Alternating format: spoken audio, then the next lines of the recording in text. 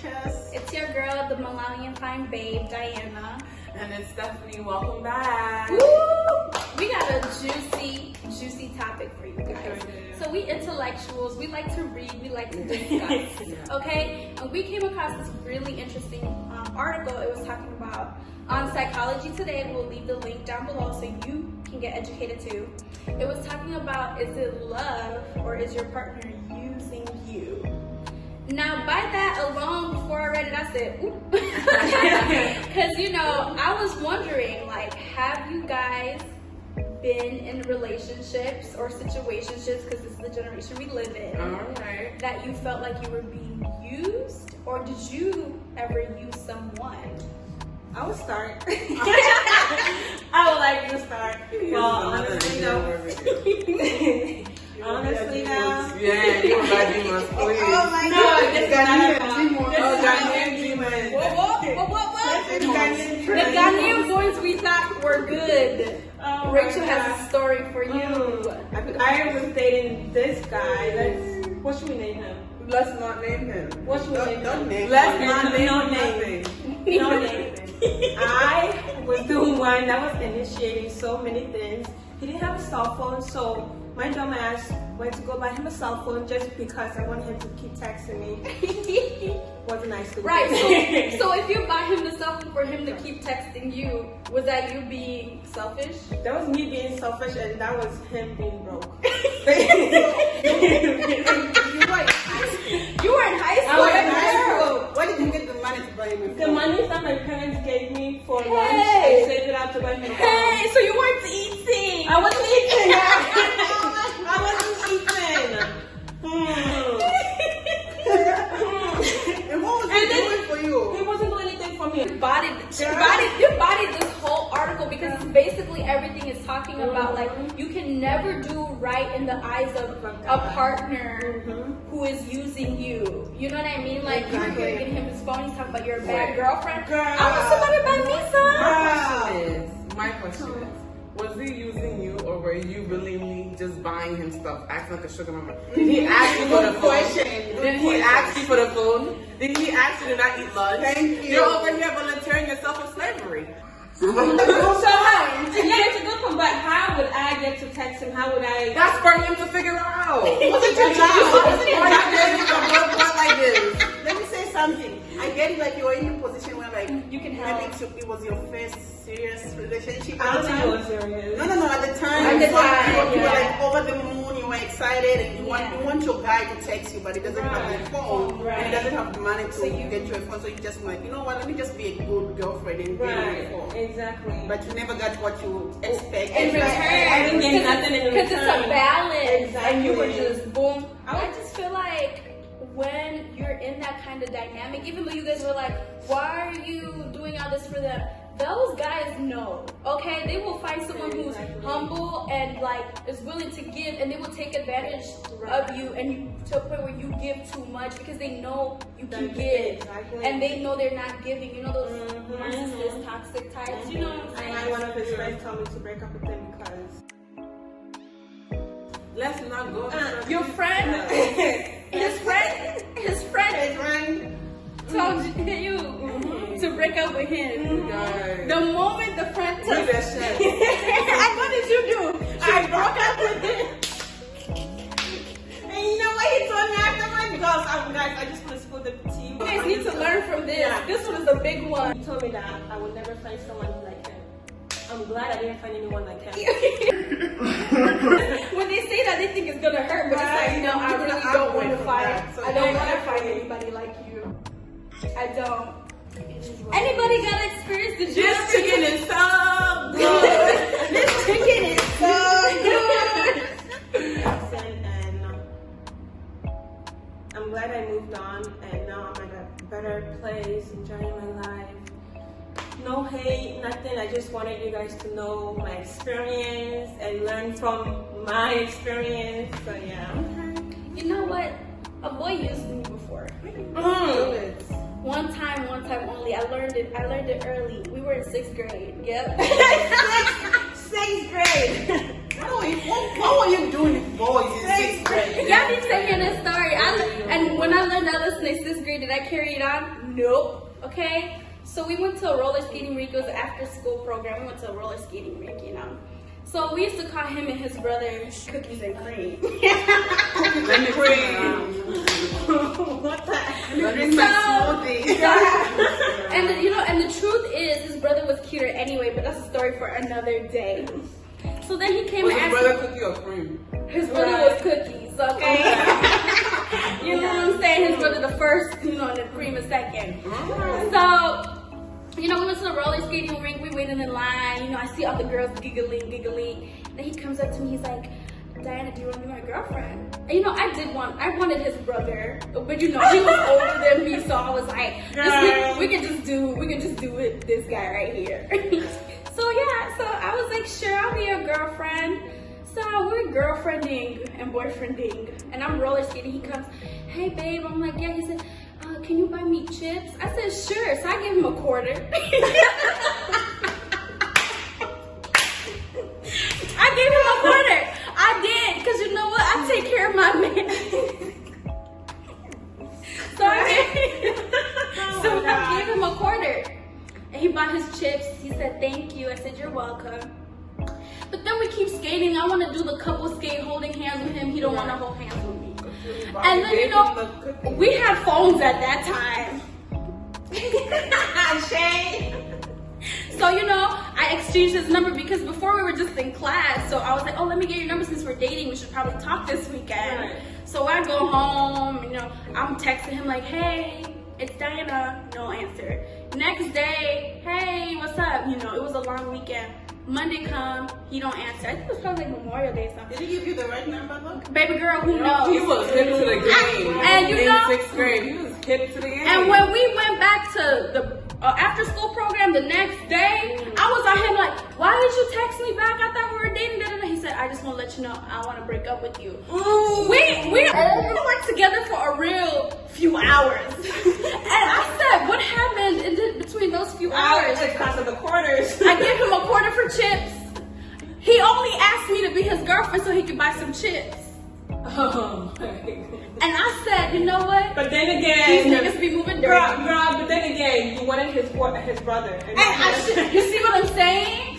So I should have stuck to my guns. Cream. I wanted cookies and not cream. I should have stuck to my guns because I didn't even like him anyway. I was just settling, and that was wrong. And that's what happened to me when I settled. I got played out of a quarter every single day. Let me see him. Let me see him again. Let me see you again. Do you know what though?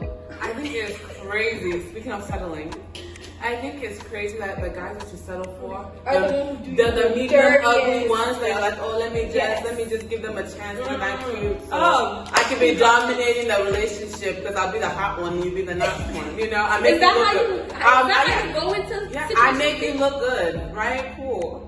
These guys are the ones that just be running amok. So I don't know what it is. Don't settle. Don't settle. Because whether you go for the 10, you go for the 5, you go for the 1, they'll all act stupid. Go for what you want to go for. That's where I'm at. That's true. That is true. You know, we done goofed around a little bit, but let's get into what the article was actually asking us to ask ourselves to, you know, figure out if we've been in this situation. So one question that really stood out to me, because I was like, damn, because you never think of things this way, was, do you withhold your achievements from your partner because you feel like that they'll feel threatened by them? And an example was that this girl was getting her master's degree and her partner hadn't gotten their degree, etc. So she was like not keeping him like up to date with her application process, all that stuff, because she didn't want her partner to feel threatened by her pursuing her education. Go ahead, girl. It's giving our opinions, right? Yeah. I feel like that's a very good question because a lot of time women, we don't want to like, how do I say, offend our men. And if men know, like some men are very understanding and they're gonna push you to go higher for your dreams, to push up higher for your dreams. But some men, they just wanna put you beneath them, so they're like, I got this, I got this. So like as a woman, you need to stand your ground. You need to know where you're going. And like if that guy is not is not your number one cheerleader in everything that you do, honey, don't even waste your time. Why are you wasting your time? If somebody loves you, they're gonna love you no matter what. Whether you're a doctor, you're a teacher, it's like a janitor or Which something. is okay too. They're gonna love and respect you because they know like you're very driven in what you do. So if your guy or whatever your partner don't support what you do and they think like you are better than him, that's not good. Right. Does anyone have like a personal like story about it? Like Yeah. you should. Girls, Yo, I was with somebody once upon a time who I realized that was jealous of my academic achievements. And I confronted this person about it because I was with this person. And I was like, well, it doesn't seem like you're happy when I'm winning in life, you know? Because I would be like, oh, like my GPA is going up. Because I work hard to make sure that I'm able to handle school, friendships, and et cetera, et cetera. So I realized that, I forgot what the specific scenario was, but basically I had said something about, I think my GPA, because I finally went to where I needed it to be. And I was like, oh my gosh, but he was also struggling with his GPA, you know? So I finally worked hard, took the 18 credits, worked my ass off, got where it needed to be. And I was like, oh my gosh, it's finally at a blah, blah, blah. And then he was like, oh, okay. And I was like, okay. So when that happened, I was like, this is not the first time I've celebrated something with you and you haven't really been able to match my energy. So we went for a walk that day and I was like, to be honest, you're not happy for me when I'm achieving my goals and I can see it. And I don't think I can be with somebody who is not genuinely happy for me. And then he was like, you know what? It's just because like my whole life I felt like I was in competition with everybody around me. So I was like, how can you be in a relationship with me and still feel like you have to be in a competition with me? Right. And that shouldn't be a thing. And I was like, if this doesn't improve, if I can't share my accomplishments with you, then I don't see this going anywhere. So that's that, you guys. that's why you're next. It's okay. But honestly, like I always found that to be weird because it's like, if you're in a partnership, your achievement is my achievement. Yes. Like, what you do well, I'm glad for it. Right. And the thing I never understood about people with grades and upset that someone is getting a better grade than them is like, are the GPA numbers gonna run away? If she meets 4.0, can you not get 4.0 too? Like, it's not like limited, it's not scarce. You know, that scarce mentality will come and collect and kill you. Because it's like, you can achieve what she's achieving too. Like, if she's doing it and you've struggled, ask her, hey baby, how are you doing it? Like, help each other grow. But like this, I've always been in competition. Like, we're becoming adults now, and it's up to us to deconstruct all those negative patterns that we had when we were younger. Exactly. So if you knew that you used to be in competition with others and that's how you pushed yourself as a kid, that's fine as a kid. But as an adult, it's not even fine as a kid, but like, it's not as detrimental as when you become an adult. Now it's seeping through your relationships and you're missing out on a good relationship because you're mad that she got a 4.0.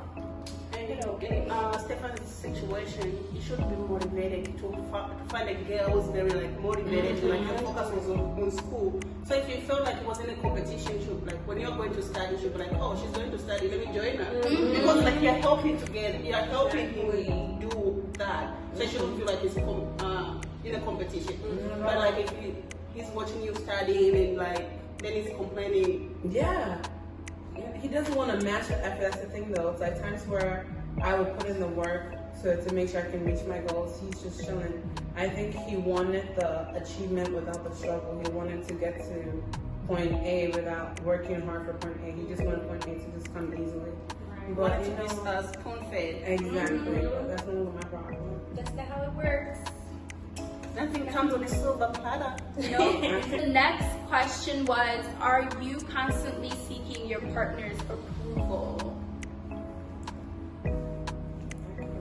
I've been guilty of that. I've been really, really guilty of that. Where like, it's like, there's a thin line between feeling affirmed in a relationship and seeking your partner's approval. Like, my number one love language is words of affirmation. So I love it when someone's like, you're doing great, you're doing this.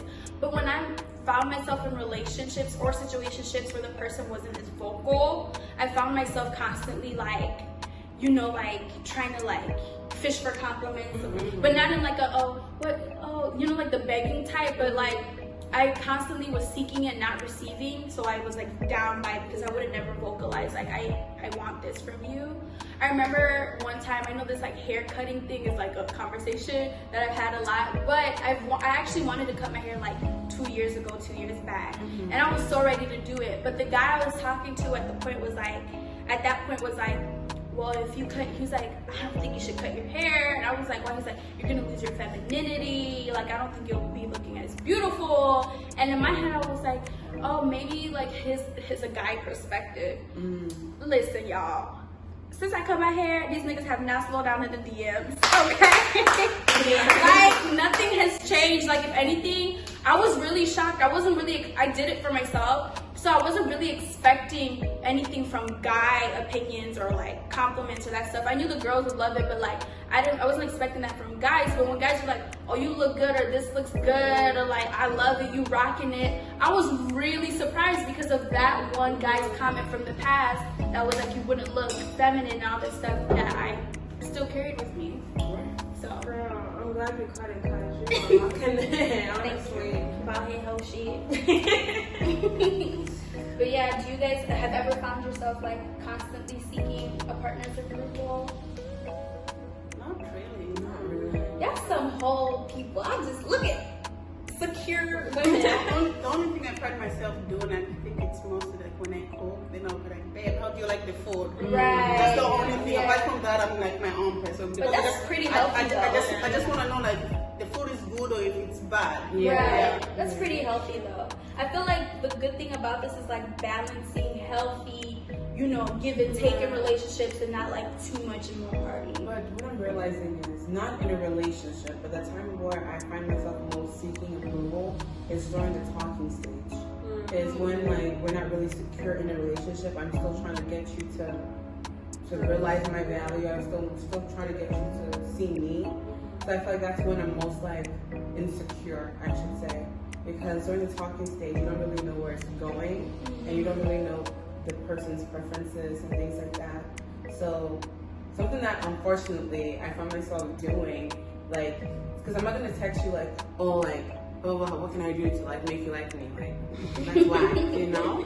So what I do, unfortunately, well, who cares? I'm just gonna tell y'all, is I take a lot of pictures. If I'm talking to somebody, I'm not usually on Snapchat a lot. Like I'm not really on social media heavy. But when I'm talking to somebody, I post a picture every day on Snap. That's the truth. Because I'm trying to get you to see my story, fam.